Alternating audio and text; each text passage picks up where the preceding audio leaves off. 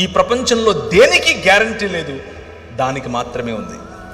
మరణం తప్పదు. ప్రతి ఒక్కరికి, నీకైనా నాకైనా, మనకంటే ముందు పోయిన వారికైనా మన తరువాత పోయేవారికైనా మరణం తథ్యం.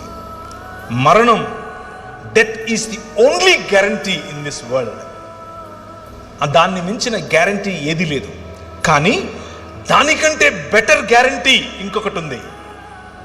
అదేమిటి అనంటే, మా నాయన తన శరీరాన్ని నాటి 3 దినములైన తర్వాత బయటకు తీసి అంటున్నాడు, మరణమా నీ ముల్లెక్కడా అని పిలుస్తున్నాడు. ఈ రాత్రి నేను మీకు ఇచ్చేటటువంటి వాగ్దానం, ఆయన చేస్తున్నటువంటి వాగ్దానం, ఈ నిబంధన యొక్క సారాంశం, 5 రకాలుగా నేను చేసిన నిబంధనల యొక్క సారాంశం ఏమిటో తెలుసా?